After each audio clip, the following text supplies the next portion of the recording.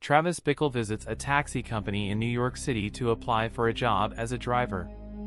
He talks to an employee who handles hiring.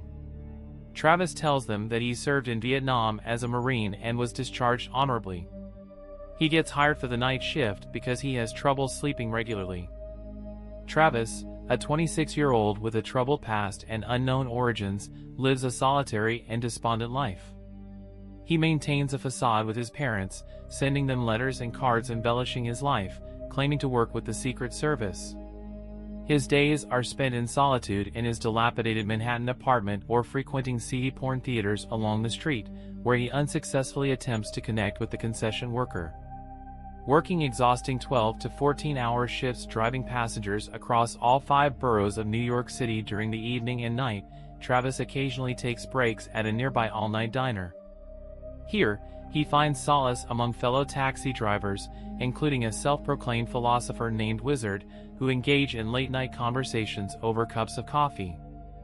While driving his taxi, Travis becomes infatuated with a woman named Betsy.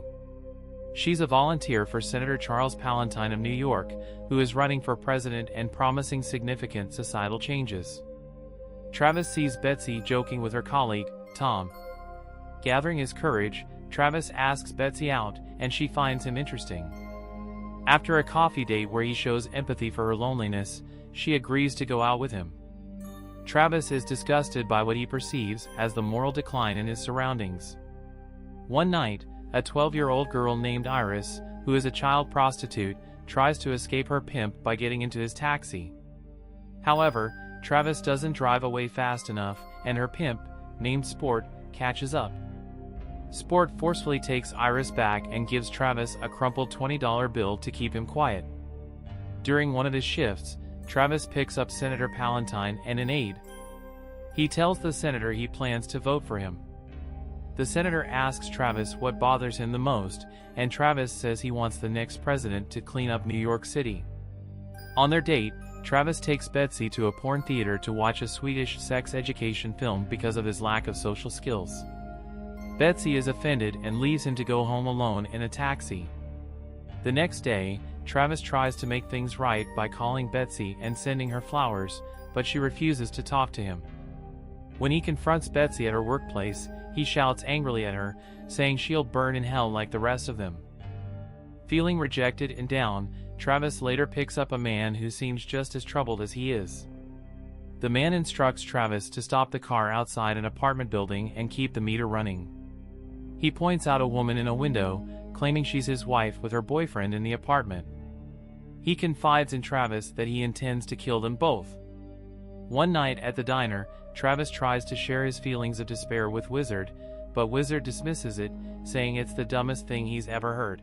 Travis becomes increasingly disturbed by the growing street crime, particularly prostitution, that he witnesses while driving around the city.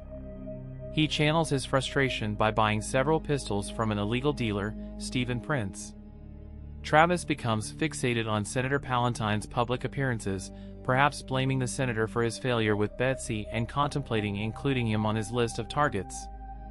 Back at his apartment, Travis begins rigorous physical training and practices menacing speeches in front of the mirror, while equipping himself with a pistol attached to a homemade holster on his arm.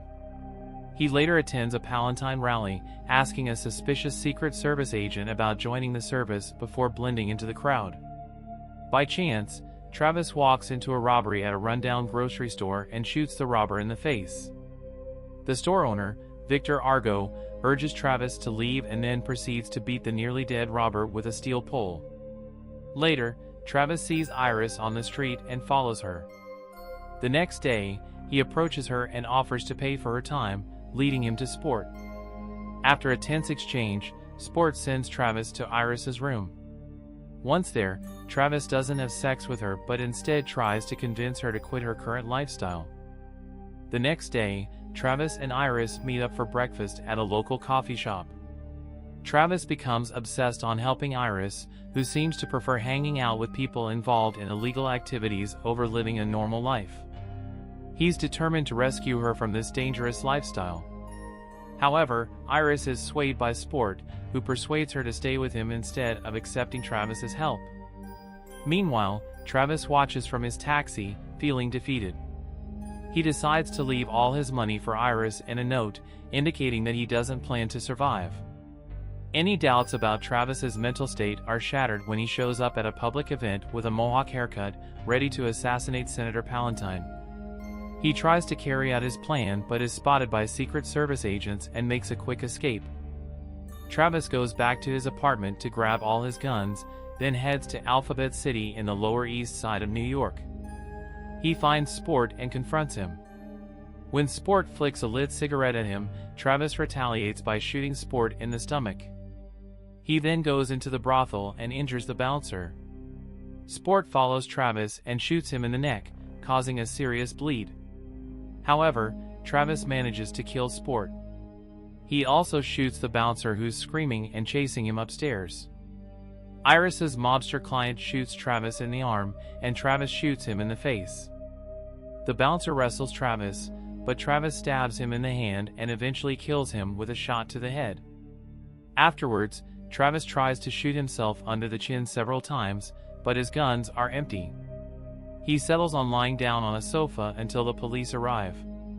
When they do, Travis gestures as if he's shooting himself in the head, while he blissfully thinks about the chaos he caused. After the chaotic events, Travis is shown recovering. He receives a heartfelt letter from Iris's parents, thanking him for saving their daughter. The media also praises him as a hero for his actions. Travis goes back to his job as a taxi driver and seems to be getting along better with his colleagues. One night, he picks up Betsy as a passenger. She mentions his heroic act with Iris and his newfound fame in the media, but Travis brushes off any notion of being a hero. He drops her off without taking payment. As he drives away, there's a hint of something unsettling in his expression as he adjusts his rearview mirror, suggesting that his unstable behavior might resurface.